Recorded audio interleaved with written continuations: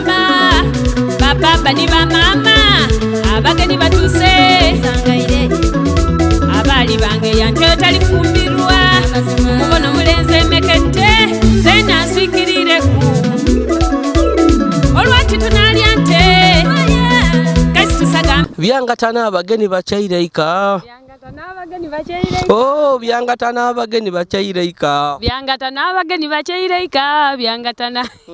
ayemba byangatana abageni bachaireika byangatana abageni bachaireika byangatana abageni bachaireika ngatana okay ate runo balota batya tameneraga kubamu okutameneraga tameneraga zana lady peace lekange makazindalo obono muwala asinga kwa balenzi iwe bani konko n'ekidongo zena ntiabulo mugongo nyola chusa kona nenya ha oyo taminalaga sibula ingizane nyanumira ebiri mu byasibula ingiza abakazindalo nkatwala okay oli kwa media ndi Yazid Yolisigira wefe bambi buseda obikado ona kulwalero bambi inchaziza omu kubembi abakyala mu bitundu by'Busoga omwembi owakabi mu maze ibanga nga momogulira era nga music ye mu munumirwa Lady Peace bambi bantu banje baye bansaba Lady Peace Yolisigira twetele ku Lady Peace atwaire ku mbozi ye eya music wawe yava n'ekintu yayegera kwani ane ya muinspiringa ekintu akitusisa wa era buti ajawa era nga bambi ntwera kabanga ngano ni Lady Peace aba bize timu yangu wakufuna akubira kwano mu Uganda ebisere bisinga yafuluma mu yaje yakubira ku Monse dokuliya era nga bambi tuli bamukisa nti mulesere kuwa media atukobere ku bino byatameneraga ainene baningi edemikolo ndibira ya eyo video yakubye byangatana buli muntu ali kujogera ku so tuli wana atukobere kubulamu bwe atukobere bali singo oba mufumbo kuberi yabamwepikire yo bityo ndi Yazid Yolisigira bambi abakali kusubscribing please go ahead and subscribe like and share our videos ntwali mukisa gono bambi zeno okwebaza Katonda eyampe irobozi eyanta kuno mukisa nti ndogero sogana alwomesa abantu banenda era nsaba Katonda aje omaiso bambi no kwigula amagira okwigula endije igule n'amadinisa n'obomoli abomole emikisa jingire ekintu kitambule twende okubona nga tuogero soga tutwali muntiko ngawe mbakubye na Lady Peace wanje nga tukali kujja omaiso nga okaina kweyandula nenda kembako tameneraga soko kokaire muka kube bulungi awo aye tinbane mbakupati yange yonka okay abadongola yene mbapati nti soko yembe kukuwale intro eyo malo otandike ku wane wako Lady Peace ka mbalage nto okay kibachika na mutima konkona aya Lady Peace zena Lady Peace lekange makazindalo obono muwala asinga kwa balenzi iwe bani konko n'ekidongo zena ntiabulo mugongo nyola chusa kona nenya ha oyo taminalaga sibula ingizane nyanumirwa okube n'endulu Lady Peace bambi tusangaire kali zeno okwagala mberenga ntweda kasanga nindo okubona kwainga oba bize soko tukobere amena gamatufu ni wani ovirawa ensi yoyo neri kubona oli kwa media abatubona banje mu Uganda nense dokuliya amaina kwa kazindalo amaina gange bandeta ndetebwa na Kagolo Edith nga area stage name bandeta Lady Peace ndi muzale wa Buyala Budondo baba wange Nasani Mwanja omugenzi Nasani Mwanja mama wange omugenzi Joyce na Butanda ovira Buyala nimwe mulima iziti mboga mulima sukuma wiki mulima biki tulima bingi no eiva emere byona ojja bwa kwamba koti wali wayola ebule tine yali emisimu gyaba budagali buli kintu kyona buli kimu kiri budagali awo choka iwo tambula n'empewo dado doku neire da budagali olina dona da gema kunze twatambulira walala tuti nti oba wakatuka nawulira ebintu ebinkanga akanti atabange dire tikisoboka so chokoba abazire baba bakaliwo abazaire bafa nzira bafa inganka ali mwana muto kukutola ku baba wange yali yakafa wabisewe myaka nge 5 mukaga baba wona ni kazende nina sani mwanja yebeta kazende beti bamweta kazende lwaki bamweta kazende okay. Bambi tusaba katonda mugwe kyumule ky'emirembe bambi muzeeyi yali yona Lady Peace tukobere ku ebintu bino ebyokwemba obitandika otya watandika otya ebintu bino ebyokwemba kwegamba nabona nalinga mbaino ku yondo sister ngakina ino nakoba nti banaze nandi bakungoyo neyansikiriza okuba nti nemba n'okukina ate bwe nabona nga ino yonde sister nga njira kunembadde awo natandika okola ebya promotion najja mu MTN Airtel Mirinda bikoze bitya natandika mu promotion aye nga nkina bukine so ebyokwemba nali nakabitandika anyway banga lijire ku aye nga nali nakatandika okwemba ino bino ebyokutegeranga bya yondo sister n'omwegomba tuwe ku kifani wali mu myaka ngemeka bananze obukulu ndi mukulu nga mubembi abasinga ndoza niza singa okwogera niza soko okwogera emyaka jange twenda myaka gisondo mbembe kandi n'okwogera emyaka jange yikange bantu tigisobola kuba abantu bwe bambona bakati akawala ndi mu myaka ago omwaka ogwida ndiweze emyaka 40. Lady Peace mwagaga emyaka ni mukabya nibwire wile mukabyo yaba baba wange oteyazi myaka 40 gendi kuweza ayi bwe bambona zena kinuma mbakoba muwala wange nti uya ali kumala busawo ayi balowooza ati sister wange kinuma nenda bandete at least olina omwana ali kumala busawo ali omwaka guno mu December ali ku Lubega Institute ali kumala busawo kukuba mpiso ayi mu baku stage yaba abavubuka babena abapikira bakoba ati akana saiziyo nze bumanirira inaye kinuma kuba mbakoba nobaka nti iwe mwana nzaala buzaale ndi mukazi mukulu tukoba mu Katonda yatonda nga bizira kumbu myaka kisinzira iwe kitibwe engeri gyokyeweiremu ayi nze ndi mukazi mukulu banna ndi mukazi mukulu omwaka ogwidanga mu Gwokusatu ndi kuwezaago myaka 40. Okay, tukobere ebya yondo sister bino we nawe tubaire wali wa myaka emeka kutandika okwembe bya yondo sister nobirangamu bana itisobola kuidukira yengandi dinti wali myaka 10 15 abiri tuwe kifanani obange myaka 17 bwensuubira bityo wakati abaja mu music boloneka tukubenti watandika okwoloneka ngo oli mugala muto kyo okirese kyovobona abantu balooza ino nti faba ba music tuononeka tubabayaye kyovobona ndaga abantu ngabembi nganze nti omuntu nganze omwembi nino okufumbirwa imbanga kiri emaze n'omusaada wange ibanga inene tuli walala kyo nayenda kubalaga abantu nti naba nifa abembi tukola ki tufumbirwa ate twaguma twaba mu bufumbo oja kutukobera akoberi abandi abakoba ati chogere bakoba batya okay TV angeze ndi wamawulire bakambwa omusala ne yafumbirwa iwe tikisoboka waide ebintu byena kudineno.com mugemaganira walala bwe tukola ife ekintu kyaife tukitambuza babiri Lady Peace nga bakwogerera ebigambo bingi ino biti ayo mbiwulira bingi abantu balowooza yawamu takayemba ibaida we nenda okutegeeza abantu nti abaali bakoba ati Peace yawamu yakolaki ebintu buli kimu kyentaaga step nali ndi mu kuzimba ndi akamotoka nakagula nina okutereza emirimu gyange nga tikajja ino kuluya kati abantu balooza ati nawamu nze byange mbitwala step by step kyova obona naleese byangatana Lady Peace abantu bakwogera ebigambo era nze nja kubikukobera nja kubikukobera obyogereko so gatukoleko enga Peace nendo tukobere otandise ebya promotion we nawe nga tukali kujja mu bya promotion okusoma ko kwali kutya ebyokusoma byalema ebyokusoma tyasoma kiri awo kiwanvu okusoma tyasoma nga oluzungu ndidde okuwandika ndaye nga olukusoma kwene tyasoma kiwanvu nkukola nti ni P7 tyagimala kundoza nagisoma tamu ndala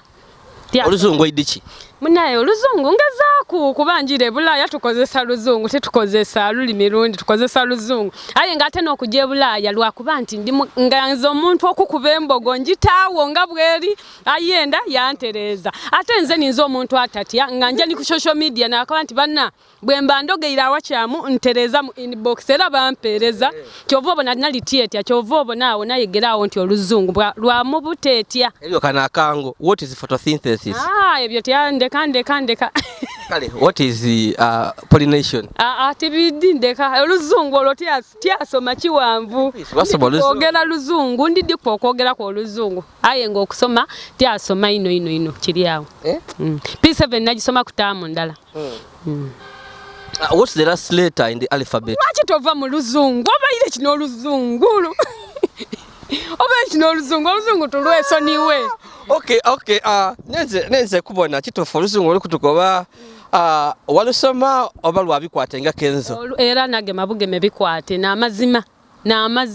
Lwagatagwani. Okitegeera ekyo. Okay, bambi ni ready piece. Ni ready piece tulikwogera kuko naye bambi atukobere ku lugendo lwa music. Mwana mwembi Busoga wa Budondo Buyala era nabembi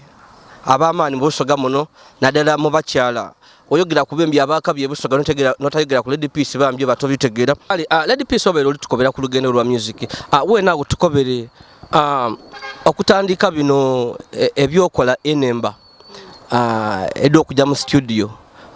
obitandika li era watandika na lwemba ki nga bwe nkukobye nti nasooka nakola like nga negomba yonde sister najja mu promotion natandikira yali MTN oba nga tutambulanga n'ebimotoka Uganda yona tujanga oba balese isimu yako oba ekintu ekiyaka kyona nga tutambula for then gundi ni mu biseera ebyo ninze nali ni fact nga bana imba group leader nga tyasoma nalozungu ni mu banka anja banko bampereza obukairo oba 10 bakati ni woidi aye nga tyasoma aye nga abasadde abakulu banfukamya aye nga emotoka edimperekera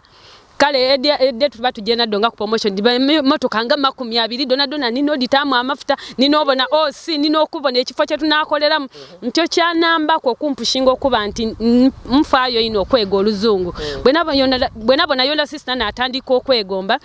natandika okukina nga bwenki n'abantu babinumirwa nakoboke natandika je tutambula ebintu ngo kinanga makinaki nga tukinalinga amakina mangi kale mu company bayi batwegeresa amakina mangi tukina amasoga amazungu twakina amalugwa la code bageta batyago ngeyo yona natujja aye kyanamba ko kuba nti mbaawo nakoba nti lwaki tiyaya yakemba bwendi ku promotion n'entandika okola ki okwemba zena nayemba olwemba nalingirira mwene nalweyikiza mbona ebintu ebigema kubakyala olalira omusada mboni abonya olalia oba wakawulira ekyole wawulira ekyole nakoba kampiye y'olwemba nga lwabakazi nayimba olwemba lwe nasookera kwirala balweta omukazi taddiba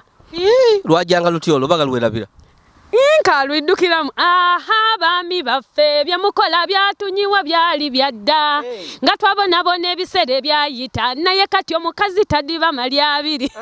akakemba ku YouTube kaliyo nike nasookera kwirala mukazi taddiba ayi olwemba kituufu abakazi tibaddiba munaye kisinzira tidda kiremera kwekyo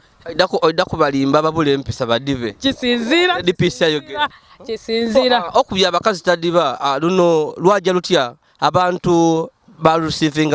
batya ebiseera ebyo abantu bayenda tyakina ino kiri awo aye nga abantu balwenda mbuna kina ate nga nze mbona nza kyenakola kiri awo saakembaako katambula abantu bali kuluya bankubira amasimu lwakembaako nakoba bana kati natandika okuyiye nemba denkoba nti at least kampiye abandi nga bankoba ati style gyoli kuidira mutine yiye yvayo nasooka nakuba tuzina tuti ebyebyalaga ebye style edo wakuba ni kuraga twidukizemu ku tuzina tuti godon sikutidde sembera wano ndage sikutidde olinyumya ki bw'oli bazikidde misinga olwembo olwo twalukuba niditacha nga kwegamba ebidongo ebyo ebitambula biti eby'omukilabu abantu be banka ati edo ni style oddo ng'ate nze mbona bwenja ku stage mba timalaako natandika okuyiya yenemba nayiya ngambo n'ekiri mu audience nakoba nti okay bwempiya kukiti kidasa nusaina abantu nayiya olwemba lwebeeta bamusiibuza zipu natandikirawo naye mba bamusiibuza zipu bamusiibuza zipu nabagobye wange sikulimba nandigumya obwenzi bw'abasajja kansigaze ebyange bamusiibuza zipu n'abaliwa nifu yabasada ekyo tokiremerako ebintu ebyo tobiremera otabanga zeno oli ku ntamo oba eriyo begayembako kisinziira oiti mwena ye mulimu bamusiibuza zipu message yali mu lwembo yali ki bamusiibuza zipu message tiyali yamaani no just nayenda kintu kisobola agema ku bantu nga bwemba nkyembye nga nkyembye abantu basobola okola ki nga kati abakazi oba beba okitegeera basobola okyalukana kale tyatamu ino nti lwemba lw'amakulu just nayenda kikyamula abantu lwaki abantu balowooza nti enemba dinadidi wayembanga ku bulamu bwo bonga abasaada kodi bakyeta batya abasaada bakyeta batya nga abasaada bakoba mbonga abasaada basaada olukumena emitima ngo yemba lwemba abasaada olukumena omutima kirinaku nga bwembo nekitansanwisa nki yanganza yeyo tuveeyo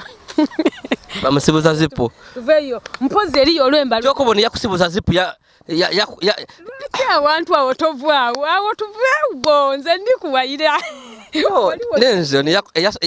eyakusibuza zipu namala nakumena omutima otukobere ku byali bitya azira yansibuza wabula nabona mu bantu omagana kwamba koti mwabagana nabona mu bantu nabona bantu nayo ifa abembi obona ekintu wakobotika ninene mbani ngide piyiza ngosola nokumbuza lwaki wayemba kuiwe oba kyatenga tibwe kiri mbona nze kastambo nekinambisawo nti kino kiyinza okumbisawo nga nkoba kankigezeeko ka kirungi aye nga kiyakola kyali kibi okusibuza zipu niye kyanga okay tuva kuba musibuza zipu waisawo kachao eyo ni point muna ngano nti gentambulira mu Bulaaya eyo njire nasokera Thailand nava Thailand nasokera India nava India naja Thailand naja China oli kutulumusa be oli kutulumusa dadi piso oli kutwanguya nende abantu baife tujje ku step ojja tukobera ebyo okujja kulya so we naawo okubye nemba dino dakuyamba diti okututumula okutukana okujja kuliya enemba mu butuufu nga tyerimbye mbeti nedantwala kuluya so awe nenzo okutegera kuba bali kutumira najja kuliya tutuide ojja otya kuliya twenzo okutegera wajja kuliya lwa music oba wajja kuliya mu bibyo bintu bindi mu kuluya okusooka okujja India gye nasookera twaja balenzi bali mu mukaaga abawala twaba batano nga nze tukina twepanga bino bikorobakiti temumbona nkairike twepanga nabeere twavayo nga tukuba bwasama tute so twaja bayetawo go abatwetanga eriyo byeri ebyali wayinga byakukina batweta era n'ekyayina bityo n'ebirala nga twagira mu group aye nagira mu group omulundi guti we nakizuula nti enerieti natandika okusala amagezi nze mwena agetambuza zenka nga tijire na group bogira mu group bakuwera mu group okutwala nani yakutwala eyo okujja kuliya wagira kwani tulina group gye bayetanga waliwo group gye twali mu nga tukina bukine twaja twali mu MTN nga tukina abantu batandika otulondamu twagira mu group neya tutwala eyo group aye nga sente badiwa bobo batuwako so nga tukai kujja eyo ojja kunkoba byabyo ebyo kujja kuliya abiki byofunyeyo okusomozebwa okwaliyo abandi bayogeranga bakogera ku ebigambo anti kyovubo nambe ndi ku Lady Peace ekimutwala kuliya necho kye bwana onya basaada Lady Peace ekimutwala kuliya akasente kakafuni mu basaada Lady Peace ekimutwala kuliya nze ebyo nakante Lady Peace waida zedi bimukobera waidi nze Lady Peace ondi dinza tikweka kintu kituufu so we nawo katika kweyongera tukali mu Uganda lwemba ki olwali breakthrough olwayatisa akaji olwakumani sensi yawe nabakati Red Peace aliyo awo ndi kwenda awo munaye lwaliyo olwemba lwe twayemba n'abadongolo olwo taminalaga twalukuba olunaku olu na bakoba ati Peace dote mu party bampiikiza beena abadongole eyo party ati yemba oti awo wene mu studio muno olwemba lwafuuka ensonga ntenze nali nga tibaawo olwemba Uganda yona yalutegeera nga we baanendera nze ndwemba atemba kuluya nja kuluya namalayo mwezi mulala naira nga bajja okunkubira nga nzirawo so abantu basooka baaneerabiramu byali bya kuzanikiza bya kidongole kwegamba byali bityo era nga bwe tuli abadongole twedongokera ira twali mu studio twadongoka ni taminalaga tujja okukola tuti taminalaga afuuse ensonga so wena nga twenda kutegeera okubya olwemba luno lwakuyamba lutya wafuna sho okujja okutambula okuba kuku mu Busoga n'ebitundu ebindi oba baako majasi ku maledio okuwira nti olwemba lulungi biki Red Peace muli bakabye mwakikubye lwakuyamba kuko kubanga ojja kusho wafuna okasente olwemba olwo kwegamba ebiseera lwagemerayo ino nali tibaamu mu Uganda n'amazima ye nga abadongole bajja baakola nali tibaamu era omuntu akoba nti oba tyafuna mutaminalago bakimbe nali ninze mwene nga tibaamu mu Uganda so tikoba nti taminalaga alina oba nafuna mu sente ditibe aye nga buzibu bwali kunze kuba nali nziramu mu Uganda okay aye wojja abantu ojja performing era abantu abonanga bali kulwenda ino buli wenje era bansaba n'olusabati benda taminalaga ntidukira nali tibaamu aye kati bwe naira nga ntandikwa buli lwenja ku stage ojja okola oti nga abantu balusabye era ndukuba aye nemba okusinzira nemba ku party yange awa wasooka naye mba party yange naluva ku najja ku bindi abantu bakoba mbukuba mbululimu amakina ag'ekiseegu amakina ag'ekiseegu iba nanze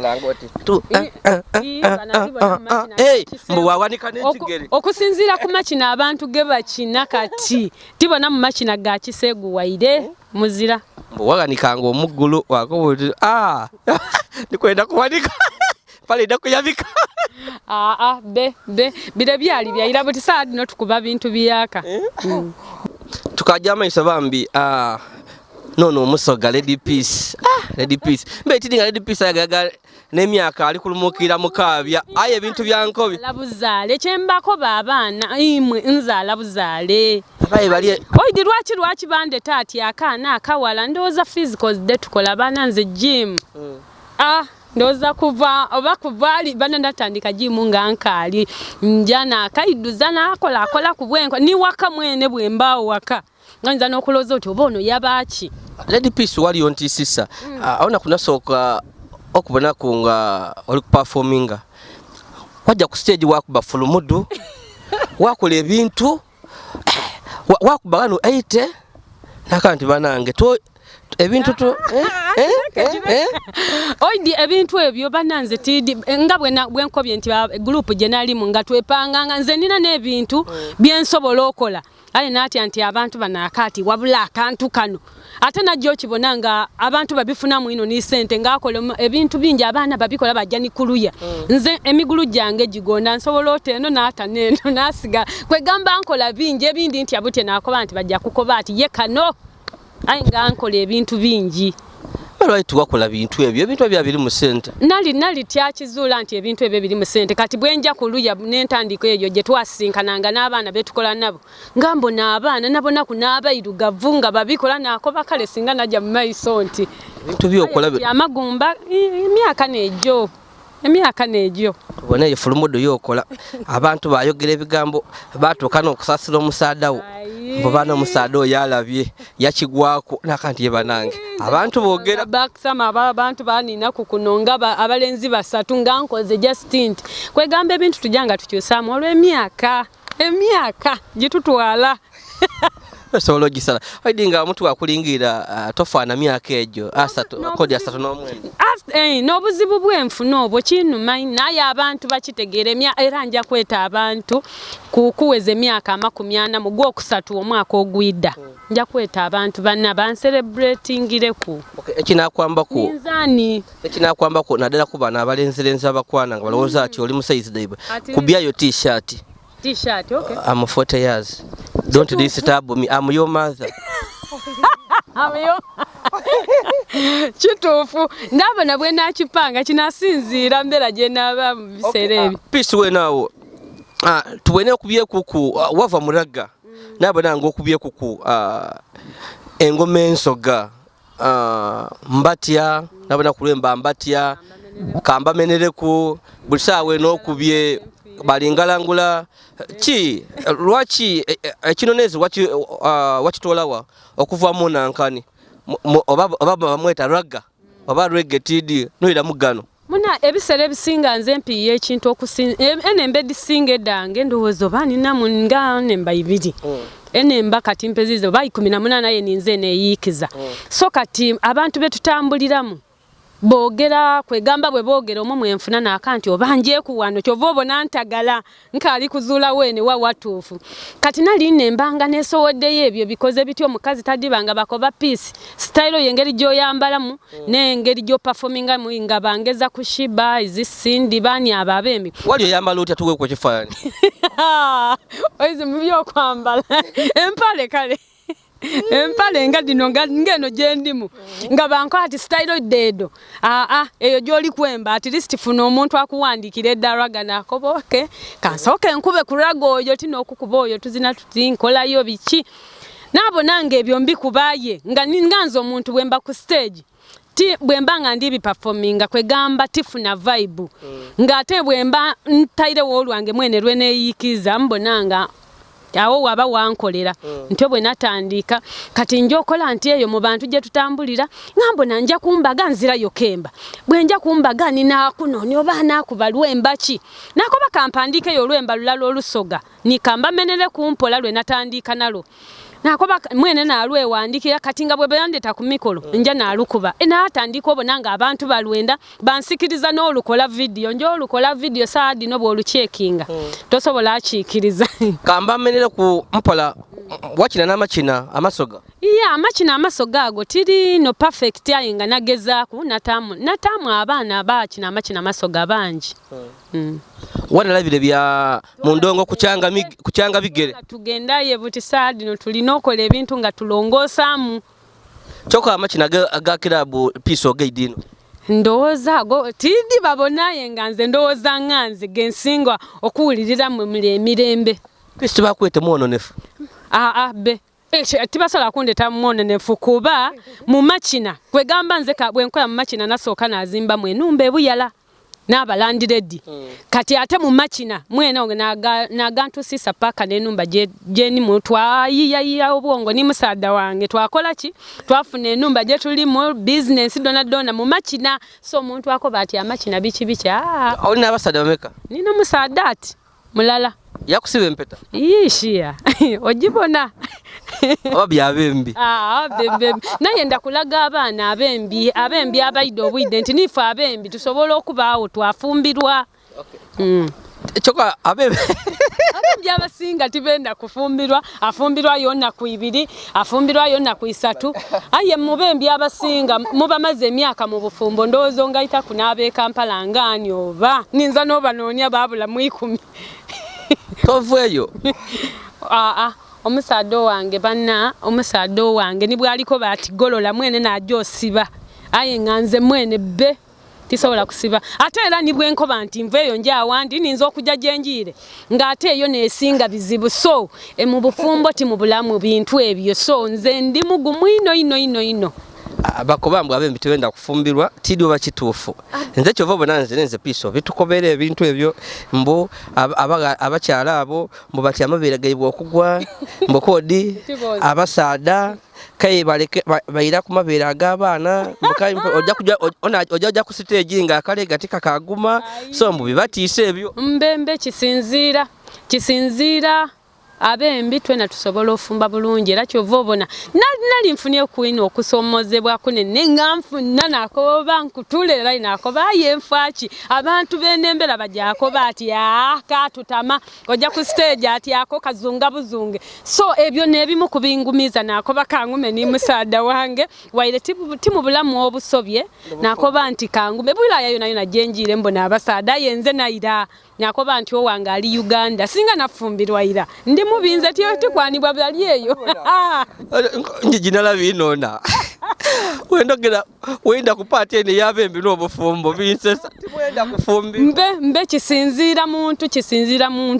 kisinziira ku muntu omusaadha we yali yana amuwa ekitiibwa omuntu yava waka kuncho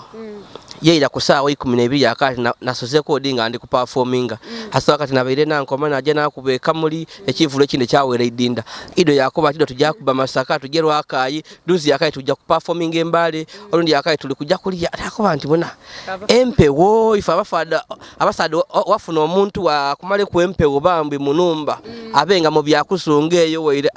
Tuvobona Olisi muna Olisi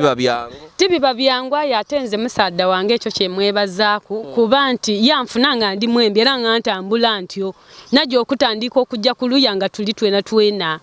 nga njabwendira kwegamba era ekyo kimwebalizaku nti asobola oguminkiriza ebyo ebintu byonna naye ngebisere bisinga ntambula naye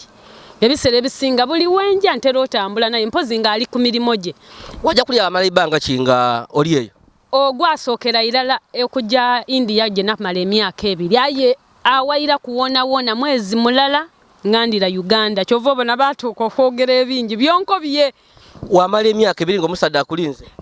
awo twali nga twafuna munku obutategeeragana titwali twena awo wenagiira ngampulira nina stress ningi nakoba kambuuke era damikwano musa ebintu ng'ebyo nakanti kansooka enveewo oku bwe byali bityo era butisaa eno asobola okumala omwezi nga ozira wako gye mu performinga musadda wange ekyakisobola kuba already yanfunanga akiddi nti mulimu embi ayi nga buti okwemba okwaleero titukamala myezi eino n'okumala wiiki eba nene musadda yabeeka yalinda alinda Dadi piso ojja kumusawo kinje yoko nze tekozesa basawo ebyo byabulimba omuntu ajja kujja musawo soko lingirira nafuna koko omuntu yakawo idikoloti bwokoloti aye ng'ojja okubona ye ng'omuntu alina kaki so kale ebyo ebintu eriyo nibwe najja kukumusawo wulira emboozi eno mpa najja ku bantu wala bankoba ati muna tujje okoloti noti akoba muna ntwala kuba kintu nganka ali kujolo India nkoba kinsuiseeko najja ngolo nina omwana ngoyo omuwala asooka muna bwe twatuuka mu isabole yankoba bizibu kye bikulese nakanti nina bingi nendo nambe omusana yegira badada nabaida nawulira mbu badada yakati wo akana akatoyiwe otazalanga nakuwaire ng'omwana olwedde mulese kuluya dada nali katazalangako omwana otazalanga nakubikoze bitya ayena naguma n'abaawe yamayiza byakola yampeera eddagala yakutikula itafali bwampe eddagala atuuke waka n'abyebuuza byonna nti aye bino olwedda nko byatitiza nzira ku mwana ate nga amulese wali byene byali kumpa bitufu okuva ni kwolo tisobola kugirako ebyo bintu wabakyawa nakyawa kigambo kyetebwa iddagala ebyo nabikyawa ino tokabiramu tisobola dali ni myaka ate ono yoyenda ino weka waenda okukyawa era tojayo owewaka tasobola kunkyawa akidi mwenda ino ate zena nkidi anenda ntwidigani buli omu waire nti tiwabulawo waire tiwabulawo aye nga ife twidi ate kintunze pisi kye nasooka okwega nti nali ku mu mikwano n'abonna ngeri bwe bitambulamu ate n'emyaka gyange bw'ojjanga ojja wano kiba nze kikingasanga nze pisi nina okulengera ino mu maiso gye ndi kujja omwaka guno nkozeewo kaki ekyo n'ekisooka okumba mu ndowooza mu myezi 6 kiki enkozeewo tukajja amaiso bambi mwembi waife wakabi Lady Peace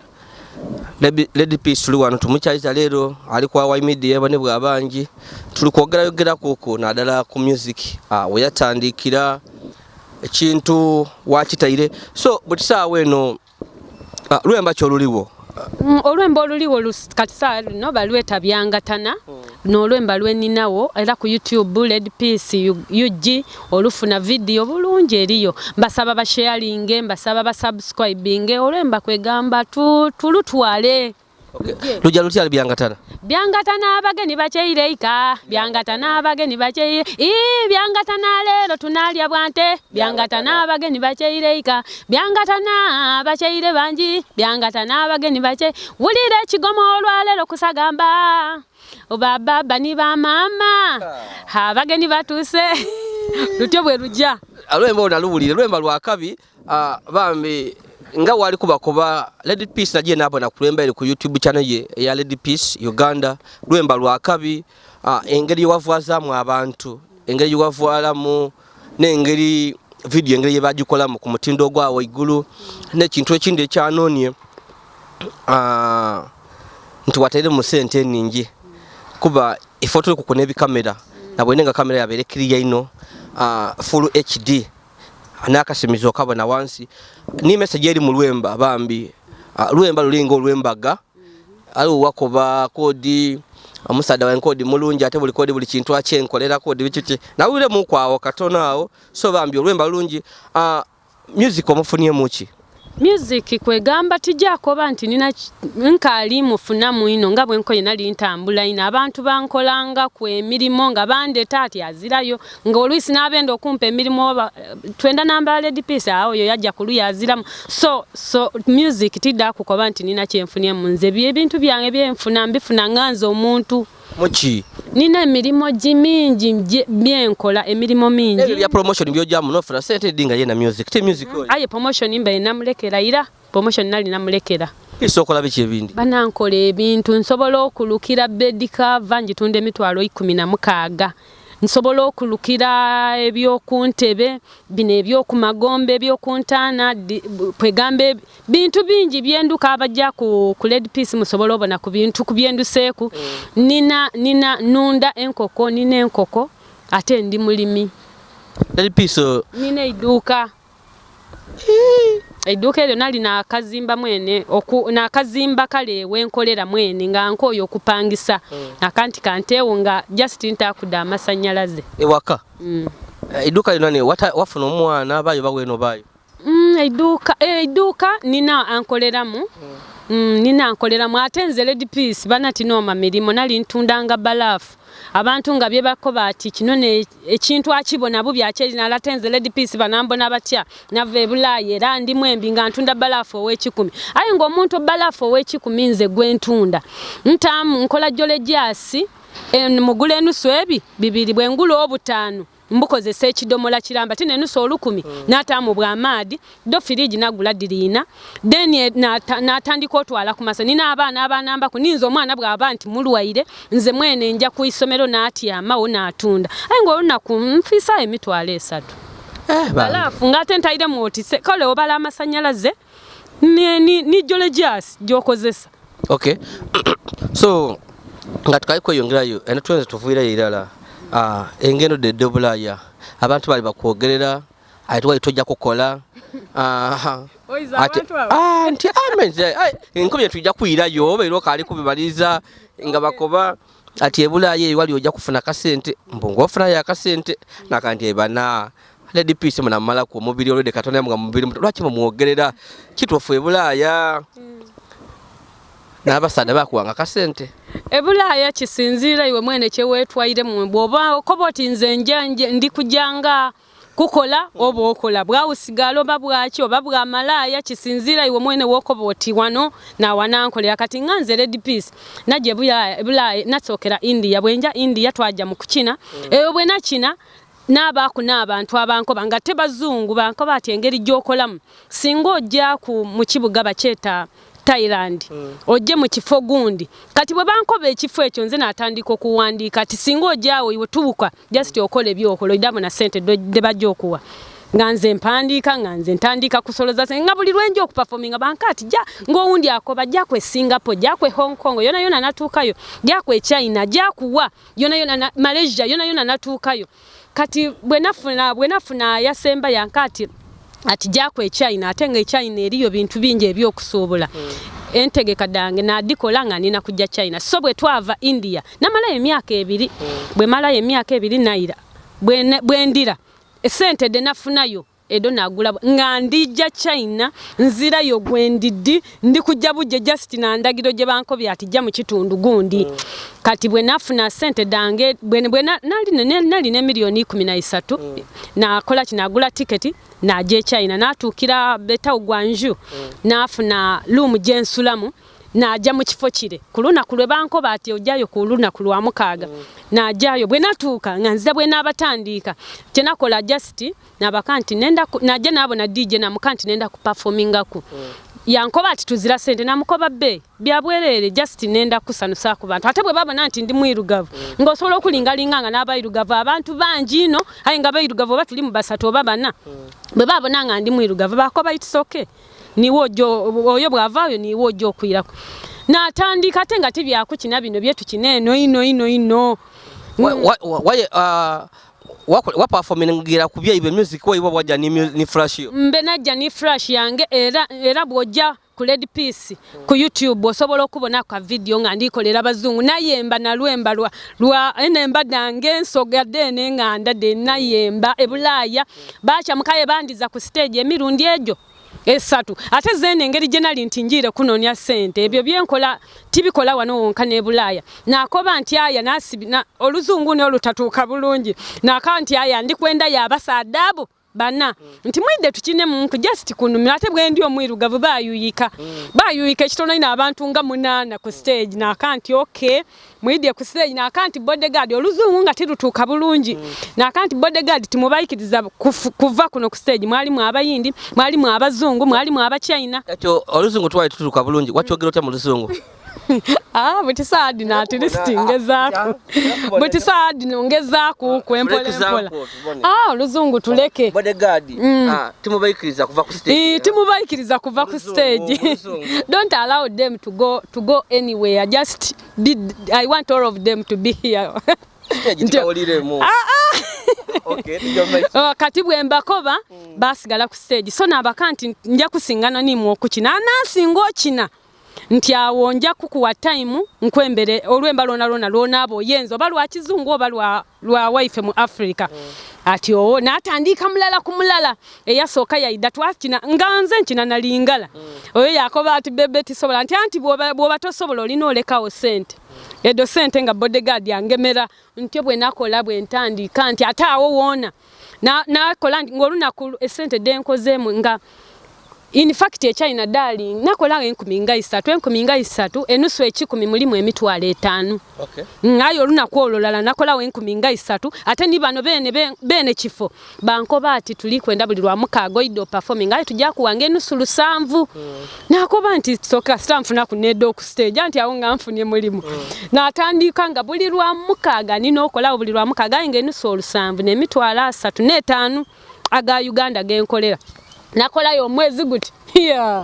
nga sente diri wano nga atenze bwe nkola eigulo emisana nsobola ofuna yabakaire najoba mukaire wa kutereza wako bakozango yenganze tieni natanti oba ole mukaire ino eje milimo jimpesisa ino sente bulaye eyo ngoda ni sente Red Piece ni sente nga tieni natamulimo gwona so nakola yo mwezi guti naidukira nti ewaka naleka yo muntu atenga nimbera tinungi tenga mfulira Red Piece nakaka nsoke ndire kwe Uganda naire Uganda bwendire Uganda chena sokokolo okidi nasoka agula ticket yajja kundizayo kubanga bwentakola ntyo sente njadi kozesa ndi maleyo natandika okujanga buli mwezi malaye emyezi 2 naira ngaye ate buli lwendira ngule ngoye ngule ebyuma kyovovo nanti bandi yange ndi duvu we nawo Red Piece twenda okutegera iwe visa lino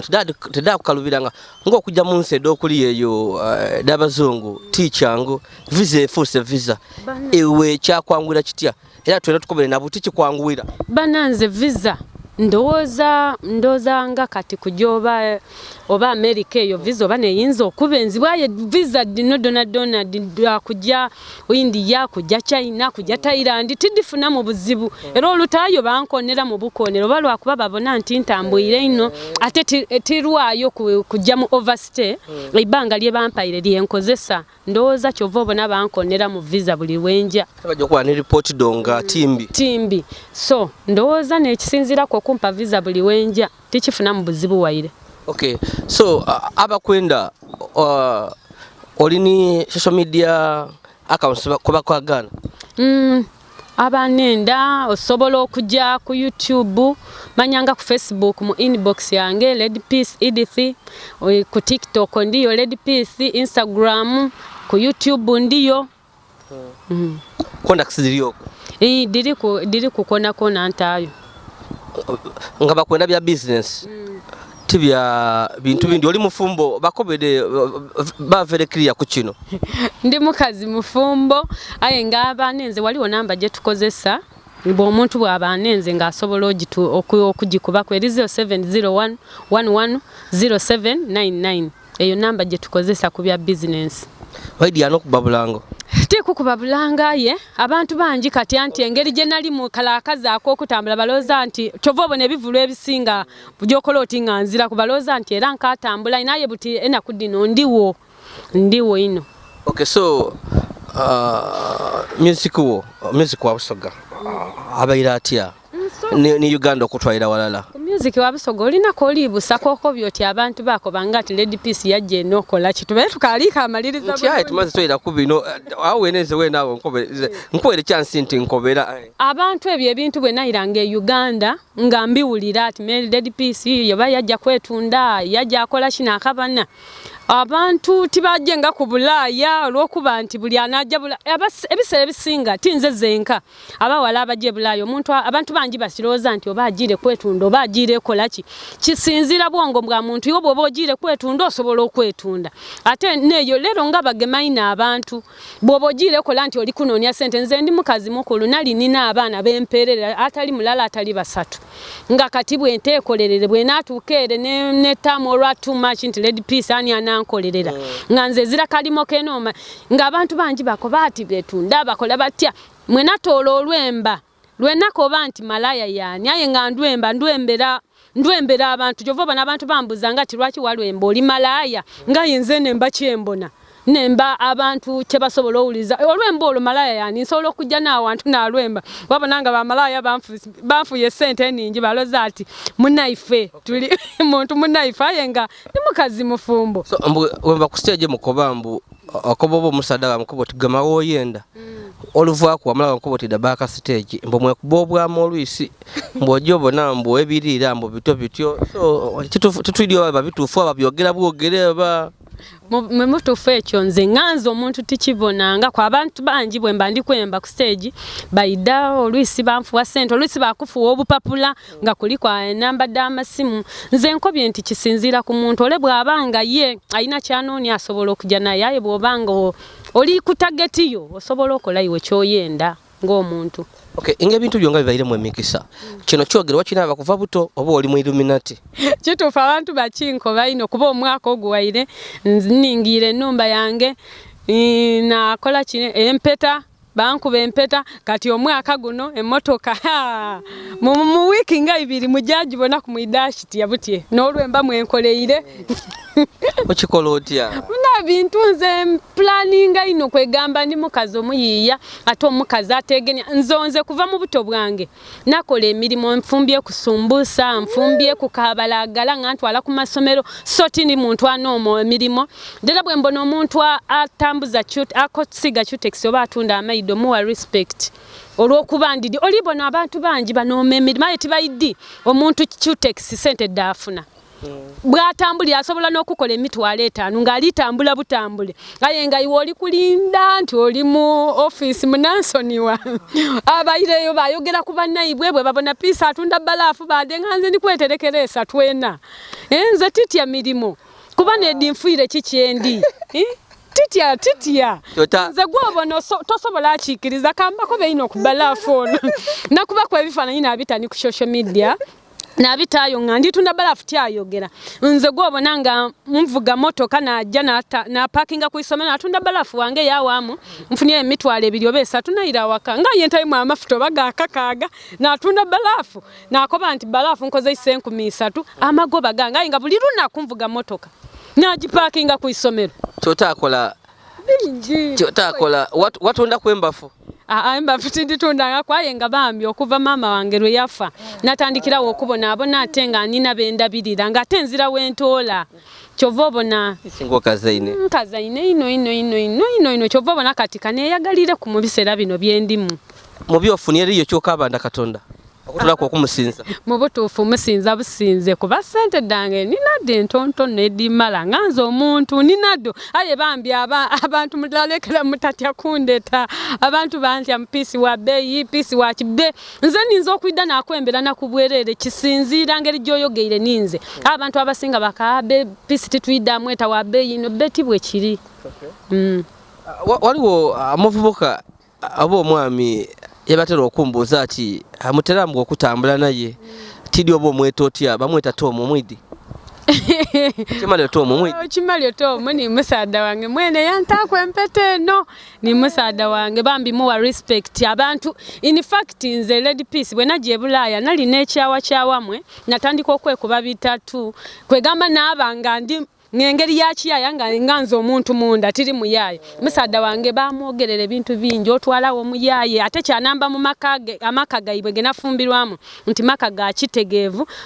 banendera yo mumbeera gyendimu so muwa respect nti byagumire bingi kyova obona nayemba mukamba menere mu mpola nayemba Kimalio nkula mwisa ino wagumire ebizibu kamala aye baba waguma ninze kusuubiza nti naidda kufumba bakagwale kamene so story da ifempa mvino Kimalio musaada tuvire wala bingi abantu abasinga niwe mbanze nze okutala ku butisa ino ompeire kyenvu okusoma kwige sena mberenga mbona mukyala wata tunekanga ayi buti nze ngatambula n'okutambula bingi ino yakoba ati abatatu bakoba bati bali bati aye nga kisinzira ku mutima gwa muntu nze okweta kutatu biche nina stress jenali nayo nakoba nenda buli omwanchawe kwegamba bwe ntambula ngamba ng'omubanda ngezi asobola kunkoba ku nekyali ekigendererwa kyange ate kati naditaku tisobola aditola ku diri permanent paka bajja kunzika naddo omusaada wo otukobere kuku oti muzere n'abaana olina omwana omukulu akusoma nansing omwana ono lwaki omuntu wa nansing ye tiyayenda bya music omwana ayenda ine ebya music era ne yakola olwemba lwa Riam Voice olwo lwamutunda ino yalukola cover yakola olwa Lydia Jasmine ne yadira mu cover kwegamba abantu ate bamutegeera n'okusinga nze aya ayenda ebya music ayenze namukoba soko ofune ye ekintu ekindi ebya music kubidangamu ayo bwoli bomaliriza okusoma bwa nansinga wo nasalira we mwene nti oba nkole kino aye nga ni munansingi bwaba amaze nje mwene njamu pushinga omu njamu yambaku oba okufuna wali n'otandikira deni ebya music mwene bwali babyenze asobola okubijangako mumbere yo wali munti abatukoba nti omwana omugala alogani mama we takusumbuywa ino okutuuka wano no yena ngatawa mu bidongo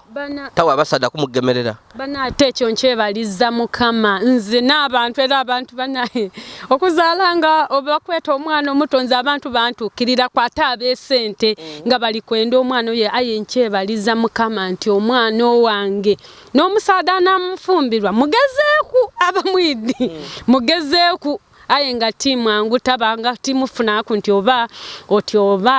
alina boyfriend of course alina boyfriend emwidi alina boyfriend omuzungu aye nga bakaina kujja kiwanvu nti kiri wano alina engeri gye yetwalanga ng'omuntu ate nze timulobera kuba kati ali 18 years yadibuuka alina emyaka 20 mulala so kati yefuga mwene aye ekyo nkimwebaliza kubampa respect nganze mama we ate tanswaziza ni sente dange dentaire mu dona tiyeidusa edo kugerera bigambo tebuti ali kumala mu December kodi mubere mukoba mu Lady Peace ya wamu mbaye ndi kuwererera kati ono muto yakatandika dire lubega mujidi tusasule milioni 2 tubakobera nkukobye ekintu ekyo mbayire nga nze tyamba latinaba n'okunaba nga nalekera just omani wiki nga tona ba Lady Peace nga ndoza bwa ku school fees aye bannamwe bale kunsabira amazi ali kumala mu December kati okutandika omwaka ogwida tunaba tupanga bindi okay toyanziza ino Lady Peace tuli kumaliriza nawulira ko ati wakola bandi ki yewakola mpulira ati oli ni bandi Lady Peace ni bandi bajeta batya era bandi yekola kyeno bandi eyo eri Keti Jazz Band twakola bandi Keti twagitola mulina lya musaada wange Kimalio Tom twajeta Keti Jazz bandi eriwo ino aye nafunanga munku obuzibu ni bembi banange nga bwe batwala ebyuma bawoza byansaza ate bayidindi no bikola repair nga tifuna mwino so bandi eyo abalokole baba nti nabali gikozesanga ku weekend aye nga ebyuma biriwo buli kimu kiriwo bulungi. Okay, ekuyamba ku mu music enamba ku mu music nibwe mba nti kale nganzo omuntu nga kati kumbaga yange eyo bandi eyakola ni bandi yange yene. Okay, tuwe kubaka eri abakwenda bafanizibo abayenda music wo bo bakachibo bagasawa dino mpozi abatuliza mwena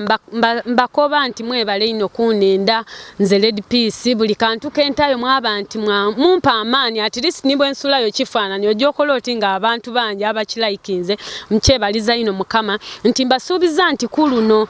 titujja kwiririra inuma tujje tungolo olwemba bwe nalule kwire byangatana jja ku YouTube Red Peace UG byangatana olwemba video luliyo lwatambulira mu bantu mbasaba mu subscribing mpozi n'ebirungi bingi bye tukaleta mu maiseyo. Okay, nebyo ezisa kindi tienda wegemyo teza kyenta kubuuza nebyo nenda to mwategere nga nkwire akazindalo iyo mwene wakubo tibwere bigwaireyo ebintu binjaye kwegamba olwobwire katuyida kuira olundi era. Okay bambi tweyanziza ono omukyala Red Peace ndi musanfundi nkukyazizako era olwakire ndafuna akasera nkwize tukobere kuku bayi bakwogerera bigambo eri yakandi lwe tujja okwira tuyida kwogera ku baana abajje Bulaaya engeri gye bakola mu gye babona zena nina bwe nabona kwali tusoboire ekyogero olwobwire so next time tuyida oluluzungu tuyida sobola okujyogerako. Okay, so bambi ndakwira mu okumukyaza Red Peace tukobere kuku oli kuwa media ndi Yazid Yolisigira if abasida mu bikanda bakali ku subscribe please go ahead and subscribe like and share our videos.